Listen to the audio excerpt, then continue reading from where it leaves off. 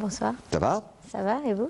Merci de vous être déplacé pour venir nous voir sur le plateau d'Expression Livre. Et merci à vous de m'y avoir invité. C'est très aimable. Alors, d'abord, on va saluer votre éditeur, hein, la maison d'édition APIC, Samia et Kalim. Chir, oui, bien sûr. Parce que moi je salue toujours les éditeurs, parce qu'il faut être courageux pour être éditeur en Algérie. Hein. Et puis ils ont fait quand même un travail excellentissime. C'est votre premier roman n'a pas du tout été médiatisé, L'Arbre infortuné. On va tirer les oreilles à la maison d'édition qui vous a édité, qui était la maison d'édition L'Amel. On va leur tirer les oreilles, hein, parce que franchement, c'est bien dommage. Les éditions APIC ont été plus perspicaces. Hein, et donc ont eu cette intelligence de vous éditer, puisque vous avez été même dans les 10 romans qui ont été sélectionnés par les membres du jury du prix Escale littéraire. En effet, oui. Donc ça veut dire que quand même, ça vaut le coup, comme on dit. Ah, oui. Ouais. Et en plus, ils l'ont fait en un temps record. Ouais. Il m'avait dit qu'il serait prêt le 21 avril et il était prêt le 21 avril à midi. Ah bah vous voyez. Donc il a tenu sa ils ont de la promesse. parole, Ouais. hein, les éditions APIC. Alors, Junon Lys, aussi loin iras-tu? Quel étrange roman, parce que l'écriture m'a surpris. Parce que c'est comme si vous étiez, et en même temps, votre personnage principal, Brenda, mais on voit bien que vous êtes l'auteur, c'est comme une seconde voix qui parle à la place de ce que Brenda, on va voir qui est Brenda, raconterait, narrerait. Au lieu que vous décidiez que c'est bonjour, je m'appelle Brenda, voilà mon histoire, vous avez pris le sens contraire. C'est comme si vous étiez en haut, comme ça, et vous regardiez une scène de théâtre qui est bien tragique, hein, puisqu'on va voir que l'histoire de Brenda est quand même tragique, hein, mélodramatique, et puis vous regardiez d'en haut, et voilà ce que fait Brenda. C'est quand même un type d'écriture qui est peu commun. Hein. On peut le dire, oui. Premièrement, je voulais me démarquer en quelque sorte. En plus, je me retrouve bien à l'aise avec mon tu, parce que je l'ai utilisé même dans le premier roman. Ah bon, navré, encore une fois, hein, on va tirer les oreilles à Amal, parce que il est quasiment introuvable. C'est vrai qu'au début, ça paraît bizarre, parce que c'est comme si quelqu'un vous parle et vous dit tu, genre... mais je crois qu'à la fin, au bout de 20 ou 30 pages, on finit par s'y habituer, on finit par entrer dans l'histoire. Ah bah j'aime bien ce type d'écriture, où tout d'un coup, c'est comme si vous étiez une amie à elle, et que vous racontiez à une autre amie l'histoire de Brenda. Voilà, vous êtes assis dans un café, en train de boire un jus de fruits, puis vous adressez, vous, Junon, à une amie à vous, et alors, tu sais, Brenda a fait ça, et puis Brenda l'a dit, et puis Brenda, etc. Vous êtes mis en osmose avec votre personnage principal. Oui, je me retrouve bien. Quand j'avais commencé à écrire ce roman, le deuxième roman, j'avais essayé de mettre il ou elle ou je sais pas, pourquoi pas je. Oui, ça aurait pu être Brenda qui nous racontait son histoire. Ouais, donc au bout du deuxième paragraphe, je crois, après la description, l'hiver, le rêve, etc., j'avais automatiquement mis tu. Donc j'ai continué avec. Finalement, il me va bien et je m'y retrouve. Oui, et ça donne pas une étrangeté, mais une rareté dans l'écriture dans votre roman qui m'a énormément plu. Une originalité, en tout cas, qui est très intéressante. Surtout qu'à la fin, vous allez complètement changer de style. Hein, puisque vous donnez la parole à quelqu'un d'autre qui, lui, ce n'est plus de la parole, c'est de l'holographie, cette personne va écrire. Hein. Et donc vous faites une longue lettre en finale, on ne va pas tout dévoiler, mais une très très longue lettre qui explique un petit peu tous les questionnements que nous, lectrices ou lecteurs, nous allons avoir durant toute la lecture de votre roman. Oui, parce que les questionnements, ça n'a pas été qu'au deuxième roman. Il y a beaucoup de questionnements au premier roman. Parce que la première histoire s'était terminée par le mariage ou bien les fiançailles de Hayat et de Rano. Donc, on ne savait pas comment l'histoire s'est continuée. Donc, ça, c'est la suite. Ah oui, c'était en réalité l'avant de celui-ci. Oui. Ah, mais il fallait sortir les deux à ce moment-là. Je n'en avais qu'un. Ah non, mais c'est dommage, ça, parce que là, ça explique mieux, effectivement. En effet, le premier, pour le deuxième, j'ai fait exprès. Je n'avais pas évoqué Brenda au premier, bien sûr. Je n'avais pas évoqué que le couple s'était marié. Donc, au début, dans ce livre, c'est une histoire indépendante. Genre, on a Brenda, c'est une fille, voilà, il lui est arrivé ça, il lui est arrivé ça. Mais au fil de l'histoire, on découvre que finalement, ça a une relation avec le premier roman, qu'en fait, Brenda est la fille du personnage principal du premier. Et dans ça... et Abdelghani dit Rano, son mari. Voilà, donc j'ai voulu faire en quelque sorte, comme je l'ai souvent dit, ça m'a plu ce qu'a fait par exemple Mouloud Feraoun dans La Terre et le Sang et Les Chemins qui montent. Vous pouvez les lire séparément, alors qu'en réalité c'est le même roman. Donc j'ai essayé de faire la même chose et d'après le premier avis que j'ai eu sur le livre, quand il était encore un manuscrit, je crois que ça a fonctionné. La personne qui l'avait lu ne s'est pas rendu compte que c'est une suite avant d'arriver au milieu de l'histoire. Ah oui, non, moi pas du tout. Hein. Parce que vous avez eu, je dirais, l'à propos de faire dans le dernier chapitre cette fameuse lettre. Voilà, la lettre c'était pour tout. Vous avez résumé le premier roman. Là, tout d'un coup, on comprend effectivement, et ce qui permet effectivement de lire les romans de façon séparée. Oui, donc si vous lisez ceci, vous ne lisez pas le premier, vous allez comprendre à peu près ce qui s'est passé dans le premier. Pour plus de détails, les gens cherchent souvent à revenir au premier. Alors, d'entrée de jeu, quand même, les premiers mots, les premières phrases, dans la première partie, dans la sous-partie du premier chapitre, vous commencez de façon très dure, puisque on est en plein hiver, c'est glacial, et puis on se demande même si c'est pas un cauchemar. Hein, c'est l'impression que c'est presque un cauchemardesque. Hein. Une femme doit partir parce qu'elle est chassée par sa marâtre. Je dis même pas par sa belle-mère, parce que la belle-mère c'est trop beau. Ouais. Je préfère le mot marâtre. Voilà, belle déjà. Belle-mère, c'est gentil. Ouais. Mais marâtre, ça fait rappeler Cendrillon. Ouais.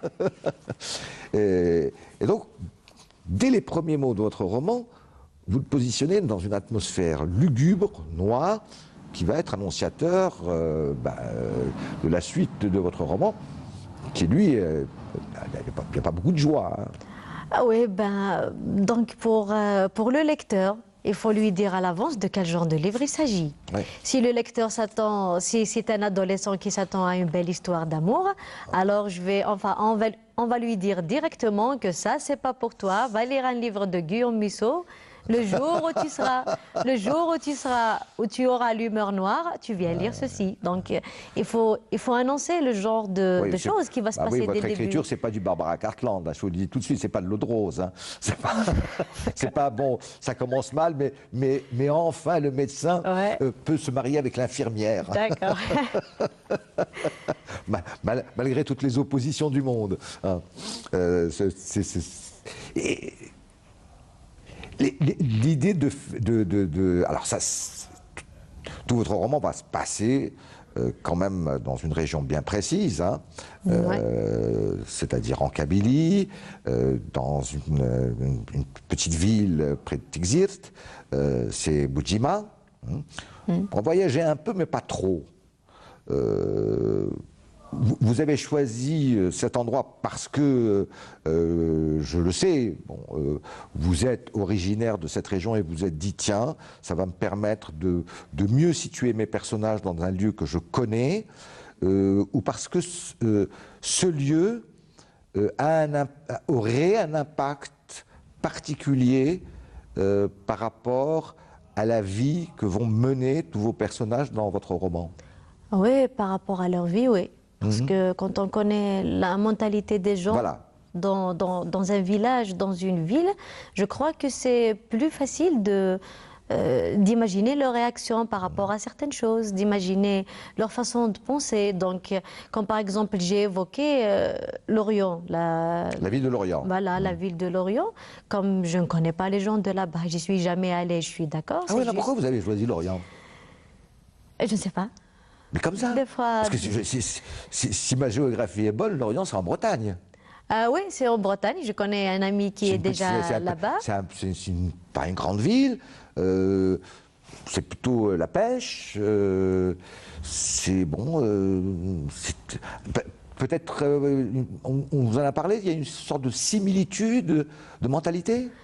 Oui, peut-être, oui, on m'en a parlé un petit peu. Donc, c'est un endroit calme quand même. Les gens, on m'en a raconté. Enfin, ce sont des gens calmes, ce sont des gens. Voilà, quand on me dit qu'il y a beaucoup de calme là-bas, déjà, ça me tente. Donc, c'est juste pour, en quelque sorte, évoquer le contraste entre la vie que menait Brenda et la vie qu'elle va mener ici. Elle était dans une ville où elle pouvait passer inaperçue. Elle est arrivée dans une ville où les gens la surveillaient presque. Alors, situons les personnages, hein, si vous le voulez bien. Je vous en laisse le soin. Alors, le personnage principal de votre roman, c'est essentiellement Brenda. Oui, Qui est Brenda? Brenda, c'est une fille. Voilà, comme vous l'aviez dit, elle n'est pas chassée par sa marâtre, mais elle a été indirectement. Donc, elle a dû quitter son environnement en France pour venir en Algérie parce que déjà elle-même, elle savait qu'elle ne se retrouverait pas en la présence d'une belle-mère et son père l'a en quelque sorte forcée à venir ici. Donc elle est venue chez sa grand-mère qui ne l'aime pas d'avance avant qu'elle n'arrive ici pour des raisons précises.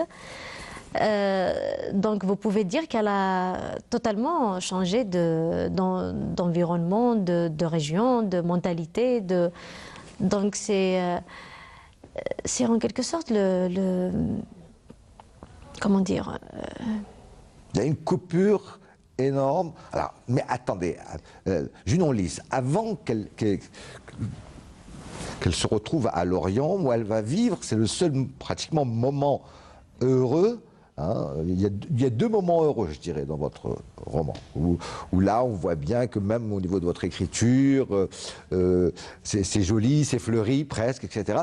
C'est les moments où Brenda vit ses 10 ou je ne sais pas combien d'années à Lorient, d'accord, et puis le moment à la fin, quand c'est la fameuse lettre dans un carnet que Hayat, sa mère, écrit, elle écrit d'ailleurs pour sa fille, en réalité, hein, où elle décrit sa première année hein, d'amour avec Ranou, son mari, qui était son fiancé, etc. Mais c'est les deux seuls moments de joie. Tout le reste, c'est d'une noirceur. Donc, voilà, ce que je voulais dire, c'est que Brenda a basculé d'un monde à un autre. C'est pas facile de se retrouver du jour au lendemain. Déjà, c'est un conflit de génération. N'oubliez pas qu'on ne vit pas de la même façon déjà en Algérie, comparant à d'autres pays, etc. Donc, elle a basculé d'un environnement à l'autre et elle s'est retrouvée toute seule. Au bout d'un moment, elle a remarqué qu'on ne l'aime pas trop, entre guillemets. Donc, elle s'est retrouvée toute seule. Voilà. Donc, c'est pour ça que les questionnements ont commencé à propos de sa mère. Si elle était restée en France, on lui a dit que sa mère était morte, ben, elle est morte. Donc elle n'a pas cherché à avoir des papiers ou des preuves. Mais elle est rentrée ici, donc personne ne parlait de sa mère. Oui, mais attendez, Brenda n'est pas ce qu'on appelle une émigrée qui est née en France. Hein. Elle est née en Algérie, bien sûr. Hein. Elle a été élevée ici. Et puis, à un certain âge, où elle ne comprenait rien à ce qu'il se passait, elle s'est retrouvée en France, emmenée par son père, et on lui dit « ta mère est décédée ». Hein. Donc son père l'amène en France, il l'inscrit à l'école, au lycée, à Lorient, etc. Puis un jour, son père décide de se remarier, hein. Mais sa nouvelle femme n'est pas du tout algérienne, c'est une Française. Ouais. Hein. Alors déjà, et puis, son père, il est quoi? C'est quelqu'un qui est aisé, qui est riche. Ouais. Il est directeur de presse. Ouais. Hein, donc c'est quelqu'un qui vit de façon ostentatoire. Donc au niveau matériel, elle n'est pas malheureuse. Oui, je l'avais évoqué. Pas Elle de avait dit cadeaux, que, etc. et tout ça. Voilà, enfin, elle en reçoit des cadeaux, de l'argent. Elle n'a pas. Peut-être que son père ne lui a pas fourni autant d'argent pour qu'elle compte sur elle-même, elle travaille et tout. Donc c'est peut-être sa façon à lui de lui dire que tu dois compter sur toi-même, comme le font la plupart des parents maintenant. Enfin, on voit des gens qui sont encore au lycée, à l'université, ils travaillent, c'est-à-dire les parents apprennent aux enfants à compter sur eux-mêmes, mais sur le plan matériel, elle n'était pas... Vous croyez que Rani, le père de Brenda, parce que moi c'est pas ça qui m'est semblé au contraire, à un moment donné, quand elle essaie de travailler, je crois même qu'elle travaille à un moment donné comme caissière ou chose comme ça. Bon. Mais attendez, j'ai l'impression qu'il n'était pas très content, puisqu'à un moment donné, il lui dit, mais attends, c'est pas la peine, je peux te fournir tout l'argent dont tu as besoin. Au contraire, parce qu'il l'enferme même à Lorient quelque part. Oui, et l'enferme en quelque sorte. Je crois que en lui permettant de travailler, peut-être qu'il avait déjà en tête l'idée de l'envoyer quelque part à l'avance. Il n'attendait que, en quelque sorte, l'occasion ou l'excuse. Je ne sais pas, parce que du moment que lui aussi, en fin de compte, après la fameuse année dont vous venez de parler, il a fini par, genre, enfin je ne dirais pas détester sa mère, mais il a fini par ne plus croire à sa mère et comme elle ressemble à sa mère, donc je crois qu'il la voyait en elle. Donc il voulait peut-être oublier un passé pénible pour lui, commencer une nouvelle vie. Donc en lui apprenant à compter sur elle-même, et bien sûr n'oubliez pas, il lui a permis de travailler en France parce qu'elle était, parce qu'il a surveillé, mais en Algérie il lui a pas permis ça, parce que il avait peur qu'elle, voilà. Enfin, qu'elle fasse autre chose. Mais c'est quoi le personnage de ce père? Parce qu'il est... c'est quelqu'un qui fonctionne beaucoup avec l'argent. Hein. On voit bien, c'est quelqu'un qui voyage constamment pour ses affaires, qui va épouser quelqu'un pratiquement qui va avoir le même âge que sa fille. Hein. À peu près, hein, un peu plus vieille. Après, enfin, voilà, le même 27 ans, fille, ouais. cette nouvelle femme qui va s'installer dans leur maison, il n'est pas sympathique du tout, il est même quelque peu tyrannique. Aucune affection envers Brenda. Vous savez, je parle d'hommes et de femmes. Beaucoup de gens sont comme lui, même dans notre société. C'est, vous pouvez dire, le conflit de modernité et d'antiquité, si on peut le dire. C'est-à-dire les gens veulent tenir à leurs traditions, veulent garder leur langue, garder leurs habitudes, etc. Mais en voyant le développement qu'il y a ailleurs, ils veulent s'y mêler, ils veulent être comme tout le monde. Alors, ça crée une sorte de conflit intérieur. Donc, le personnage de Rano, il incarne ce conflit. C'est ce que je voulais faire passer par ce personnage. C'est-à-dire qu'ici, il était, enfin, dans le premier roman, Rano était un ange. Hein. Donc, dans le premier roman, c'est vrai qu'il avait ses défauts et tout. C'était quelqu'un comme tout le monde. Donc, d'un seul coup, il est devenu riche. D'accord, il a fait des efforts, il est devenu riche, il a la vie qu'il souhaitait. Donc, ça a créé en lui. Est-ce qu'il va revenir ici pour soi-disant mener la vie qu'il est censé mener ici, ou est-ce qu'il va rester là-bas et échanger carrément? Donc je crois qu'au tout début du livre, je crois qu'il a enfin tranché. Oui. Qu'il a enfin tranché, il a décidé de commencer une toute autre vie. Je l'ai évoqué dans la lettre de Hayat aussi. Par exemple, elle a parlé de Rano, son mari, qui n'a jamais bu, qui était pieux, qui était ça. D'un seul coup, il est devenu un tyran, il est devenu... Donc c'est en quelque sorte ce conflit, c'est ce message que je voulais... parce qu'il y a beaucoup de gens qui se retrouvent dans cette situation. Une sorte de tiraillement entre deux mondes. Voilà. Alors parce que effectivement, comme il est décrit au départ, et même durant tout votre roman journaliste, c'est quelqu'un qui vit, soi-disant, comme on dit, à la moderne. Hein. Il voyage énormément, on voit bien qu'il connaît beaucoup de monde, il est même quasiment un peu mondain, je dirais. Hein. Il dépense beaucoup d'argent, on ne peut pas dire que ce soit quelqu'un qui soit un radin, hein. C'est pas un genre, un radin nouvel arriviste, au contraire, hein. Il est très dispendieux. Donc il sort, il a une vie très dissolue, à la moderne, on va dire. Hein. Mais son rapport avec sa fille, mais pas seulement, c'est ça qui est... Pas seulement, y compris avec sa famille restée au pays, est complètement traditionnel. Oui, justement, c'est pour ça que j'ai parlé de... Il a laissé travailler en France parce qu'elle est avec lui. C'est une émigrée, elle fait ce qu'elle veut, elle est avec son père. Mais quand elle était ici, non, tu sors pas, tu fais pas ça, tu te déplaces pas, tu fais ça et tu ne fais pas ça. C'est-à-dire, il y a aussi ce qu'on appelle garder son image.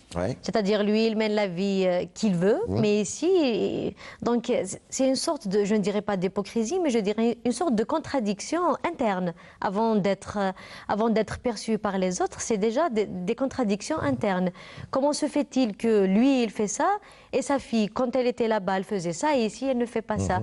Donc ça aussi, c'est un phénomène courant des gens qui essayent de garder, non pas qui essayent, qui gardent l'image de ce qu'ils ne sont pas, des fois. Alors, parce que, effectivement, votre roman, journaliste, est très sous-tendu. On va voir qu'il y a plusieurs thématiques que vous abordez, mais il est quand même très sous-tendu par cette question. Est-ce que c'est une question qui est spécifique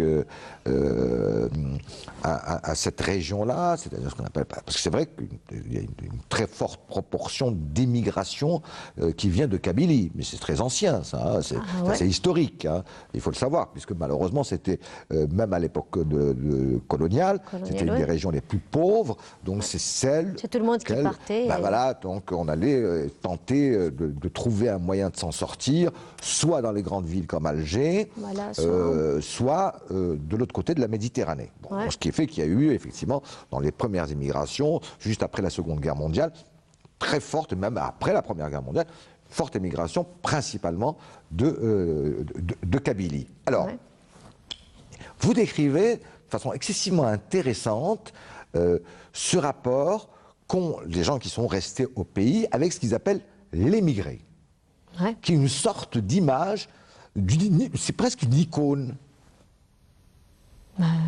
Oui, parce que le phénomène c'est étrange, c'était... quand on lui dit, mais non, mais attends, tu trouves ses copines, quand elle revient en Algérie, à Tixirt et à Boudjima, etc., on lui dit, mais attends, mais, bon, tu es belle, etc., mais en plus, le meilleur plus, c'est parce que tu es une émigrée. Eh ben, il faut pas le cacher. Oui, non, mais quand il y a, enfin, surtout à une certaine époque, bon, maintenant il y en a plusieurs, c'est presque toutes les jeunes filles qui vont en France pour faire des études, pour travailler, soit parce qu'elles ont de la famille, soit parce qu'elles veulent construire une autre vie ailleurs. Bon, ça, personne n'est contre quand même. Mais dès qu'on sait qu'il y a une immigrée qui a des papiers encore, ça c'est important, ça. Voilà, comme l'a dit Mohamed Flag dans j'ai vu une carte de résidence aux yeux bleus, eh ben ça, il ne faut pas mentir, ça existe, oui. Donc, si vous donnez le choix à un jeune qui est ici, qui n'a pas de travail, si vous lui donnez le choix d'épouser une fille qui est au pays et une fille qui est là-bas, en plus avec papier, eh ben... Oui, il n'y a pas photo, quoi. Voilà, donc ça, c'est un phénomène. Sauf que de nos jours, ça va, comme je l'ai dit, comme je viens de le dire, c'est presque tout le monde qui part et c'est plutôt une bonne chose. Parce que si des gens, je dis filles et garçons, partent là-bas pour faire des études, pour faire des progrès, parce qu'ici ils ne peuvent pas faire quelque chose, ils vont la faire là-bas, c'est quand même quelque chose de bien.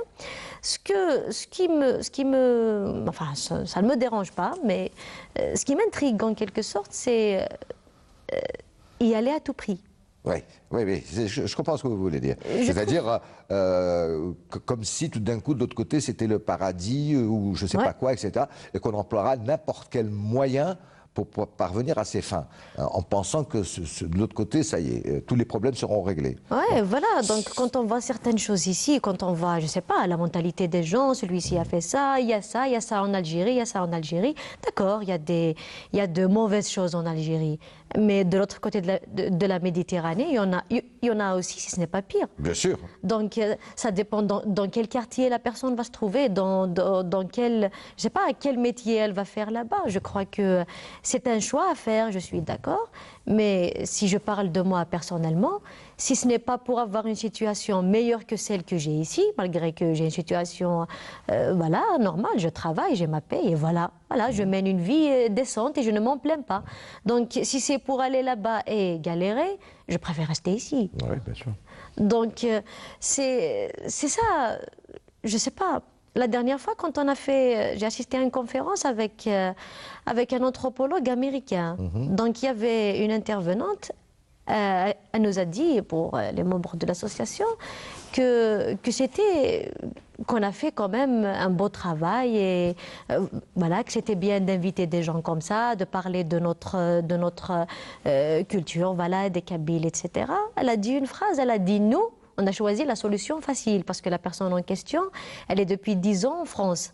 Donc, en quelque sorte, c'est ça. Si tout le monde arrêtait de penser, il n'y a rien ici, on va aller là-bas. Je crois que les choses iraient mieux. S'il reste ici 2 ou 3 personnes par communauté pour essayer de régler les choses, je crois que ça ne servirait à rien. Vous allez entreprendre quelque chose, un projet culturel, un projet, je ne sais pas, n'importe quel projet. Mais dès que vous vous trouvez avec 3-4 personnes et le reste n'en a rien à faire, vous laissez tomber, vous quittez le pays. Et voilà, vous vous dites ici, il n'y a rien à faire, il n'y a personne qui travaille, il n'y a personne qui fait ça, il n'y a personne qui fait ça. Et malheureusement, les gens quittent à tout prix. Ben ça c'est bien, parce que ce sont les questionnements. Bon, c'est pas aussi transparent dans votre roman, Junon Lys, hein, mais on le sent bien. Hein, ouais. D'ailleurs, puisque de toute façon, quand elle revient sur sa terre natale, Brenda, ce qu'elle ne comprend pas, c'est comment elle va s'adapter. Mais Ouais. à aucun moment donné, ou alors je me trompe totalement, elle se dit mais c'est catastrophique. À aucun moment donné, elle ne cherche à reprendre ses valises en cachette, à fuguer, à repartir en France. Elle n'a pas tout à fait... Ce qu'elle essaie de faire, c'est d'essayer de comprendre son entourage, les jeunes de son âge, parce qu'elle commence à avoir un petit peu des relations avec les jeunes de son âge, etc. Et de se dire, il y a des choses que je ne comprends pas dans leur discours, et puis pourquoi on me regarde, moi, comme si j'étais une sorte de martienne qui débarque. J'arrive pas à comprendre ça. Où est la dichotomie? Mais c'est parce que vous êtes jeune, hein, ce sont les questionnements des jeunes de votre génération. C'est-à-dire, on sait très bien que de l'autre côté, c'est pas le paradis. Chez nous, on a plein de choses qui ne vont pas. On sait plus où nous retrouver. Quand on voit un émigré ou une émigrée, on dit oh là là, quelle chance, etc. et tout ça. Ouais. Puis quand on va de l'autre côté et qu'on galère pendant 1 an ou 2 et qu'on revient au pays sans rien, Ouais. hein, et on dit oh là là, mais vous savez pas l'enfer qui vous attend de l'autre côté. Hein. Alors les gens comprennent plus parce qu'en fin de compte, voilà. vous vous dites mais attendez, où est le discours logique dans votre histoire? En fait, pour Brenda, j'ai évité de lui faire ça, voilà, de faire cette critique, sinon le lecteur finirait vite par la détester en quelque sorte. Donc Brenda, elle est venue, durant toute la période avant de retrouver sa mère, elle ne faisait qu'observer. Oui, c'est vrai, c'est une observatrice. Voilà. Elle observait et c'est tout. Et ça, c'est plutôt moi, voilà. Donc, on observe avant de juger quoi que ce soit. Donc, le rôle du juge, en quelque sorte, entre guillemets... Remarquez, c'est le rôle d'un vrai romancier ou romancière. Hein. C'est d'abord avoir un sens aigu de l'observation. Un bon écrivain, c'est celui qui a un bon sens de l'observation. Donc, le juge, enfin la juge dans l'histoire, c'est Sabrina, sa cousine. Oui, oui. Donc j'ai fait exprès de mettre une cousine qui a, voilà, une cousine qui a presque son âge, pour lui, en quelque sorte, pour lui ouvrir les yeux. Voilà, tu fais attention, les jeunes, c'est pas que tu leur plais, c'est parce que tu as des papiers, c'est parce que comme ça, c'est parce que ton père est riche, etc., etc. Elle avait même peur pour son propre fiancé, et en réalité, c'est vrai. Enfin, je viens de vous le dire, si vous donnez le choix à un jeune, il va choisir d'y aller, voilà. Donc, elle avait même peur pour son propre fiancé. Il y avait en quelque sorte, elle a aussi incarné, je parle de la cousine Sabrina, elle a aussi incarné, disons, la contradiction, l'hypocrisie sociale. Voilà, donc elle savait tout, elle savait toute l'histoire enfin, des parents de Sabrina, mais elle lui a rien dit. Donc à chaque fois, elle détournait le sujet, etc. Je l'ai aussi évoqué quand elles vont aux fêtes, aux réunions de famille, voilà, au mariage et tout. Voilà, j'ai souvent dit que Sabrina souriait hypocritement entre guillemets, parce que ce sont, voilà, parce que c'est la famille qui veut ça, c'est les traditions qui veulent ça. Donc Sabrina, elle incarne le rôle voilà, le rôle que devait prendre Brenda. C'est-à-dire, au lieu que Brenda critique tout ça, c'est Sabrina qui critique sa propre société. Elle a trouvé Brenda pour en quelque sorte s'exprimer. Voilà, ici, ça se passe comme ça et ça se passe pas comme ça. Donc, Brenda, oui, elle a vécu 4 ans. Bon, je ne me rappelle pas de ce qui s'est passé durant les premiers 4 ans de ma vie, bien sûr. Et je connais des gens qui sont partis d'ici avant d'avoir 4 ans et qui sont revenus des années après. Ils ont totalement oublié même la langue kabyle, enfin même leur langue natale qu'ils ont appris pendant 4 ans. Donc Brenda, vous pouvez dire, elle n'a aucune idée de ce qui se passe ici parce que son père l'a tenue à l'écart. Donc Sabrina a fait le rôle moralisateur en quelque sorte. Tu fais ça et tu ne fais pas ça. Est-ce que c'est seulement le rôle moralisateur, pardon, parce que quand Brenda débarque, donc elle va dans cette magnifique, somptueuse maison chez sa grand-mère, où d'abord, ce qui est intéressant, c'est qu'elle n'est pas juste avec sa grand-mère, qui ne l'aime pas beaucoup, qui ne l'aime même pas du tout, mais elle est en famille. Ce qui est quand même différent. Tout d'un coup, pour elle, elle ne connaît pas ce système de vie familiale. Elle a son coin à elle, très belle chambre, c'est banco, etc. et tout ça. Mais elle vivait avant avec son père et la femme de son père. Donc c'est ce qu'on appelle dans le monde occidental la petite cellule familiale. Mais tout d'un coup, elle se retrouve avec une tante, cousine, un oncle, tout ça est quand même, une grand-mère, tout ça est quand même assez étrange pour Brenda, puisque elle va vivre dans un espace qui est un espace, je dirais, de famille au sens large. Mais elle va avoir. C'est comme si vous décriviez à un moment donné, vous savez, la grande maison de Mohamed Dib. C'est-à-dire, bon, il y a un espace pour tout le monde, c'est la cour intérieure, c'est un peu ça, c'est le salon, etc. et tout ça. Mais chacun a sa chambre, c'est fermé à clé. Attendez, fermé à clé. C'est quand même. C'est-à-dire qu'en fin de compte, vous avez une maisonnette dans une grande maison. Ouais. C'est quand même un rapport étrange pour une jeune fille qui a vécu pratiquement 20 ans en France. Elle ne comprend pas ça. Elle se dit, je ne comprends pas très bien, il n'y a aucun rapport. Oui, parce que habituée à être seule avec son père, et comme son père n'est jamais à la maison, donc je crois qu'elle a continué à mener le même mode de vie. La preuve, Est-ce que vous êtes sûr que c'est le même mode de vie? Parce que non, c'est pas quand mode de même vie, assez différent. la même attitude, je dirais. Voilà, elle a gardé la même attitude.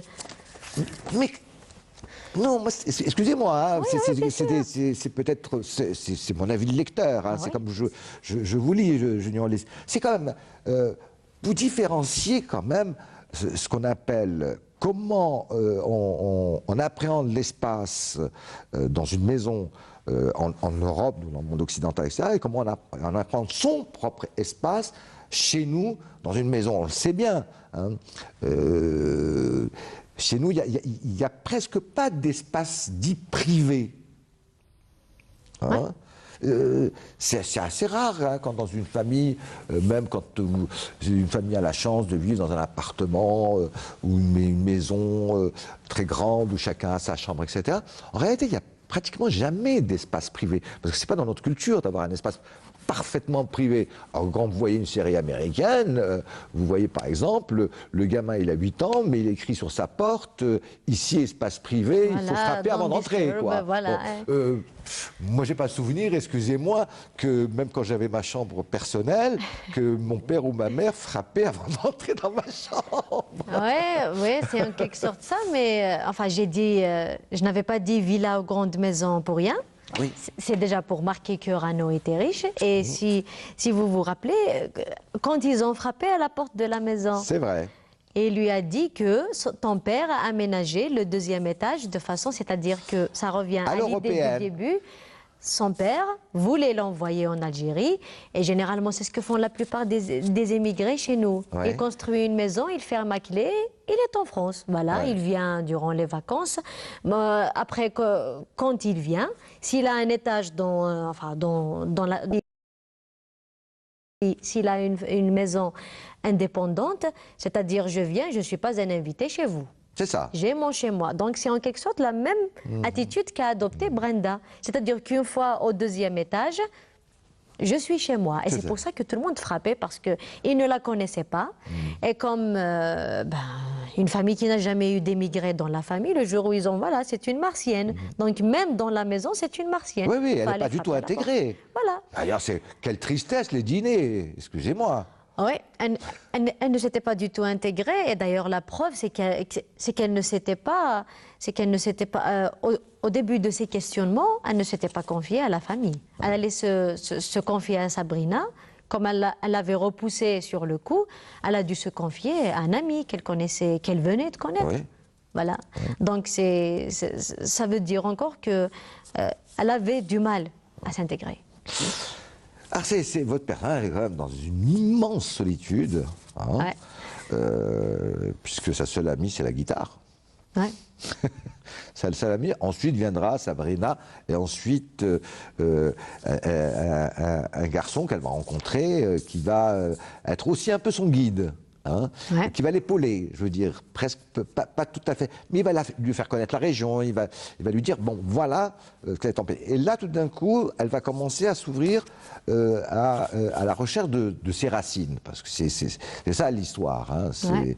bon, allez, je vais aller, puisque j'y suis maintenant, ici, Ouais. alors, allons-y, la langue, le pays, etc. Et de là, de pas à pas, tout d'un coup, elle va rechercher maintenant ses véritables racines généalogiques, je dirais. Hein. Ouais. C'est, bon, mon père, bon, je le connais vaguement, hein, parce qu'il est toujours en voyage, j'ai pratiquement aucune relation avec lui, mais ma mère qui est morte, bon, on m'a dit qu'elle était morte, mais qui était-elle exactement? Et alors là, c'est la deuxième partie, je dirais, de votre roman, où c'est la quête de savoir, mais enfin, pourquoi chaque fois que j'évoque le mot mère, mutisme, omerta. On a l'impression que c'est, comme on dit... On dirait que c'est devenu un tabou. À chaque fois qu'elle en parle, c'est tout le monde qui regarde dans tous les sens, ça part dans son sens à elle. Donc, il voulait lui cacher parce que, comme je vous l'avais dit, tout le livre est une question de conflit entre mentalités, entre personnes, entre, disons, générations, sociétés, etc. Par exemple, quand j'avais parlé de guitare, je n'ai pas évoqué la guitare pour rien. Chaque détail a son sens. Quand elle avait demandé où s'acheter une guitare, imaginez-vous, comment ne pas prendre pour une extraterrestre quelqu'un qui vient de débarquer et qui demande une guitare. Ouais. Voilà, alors que elle, dans sa tête, c'est normal. oui, voilà, elle vivait comme ça, c'était son mode de vie. Et le problème, si je demande une guitare, c'est mon père qui va me la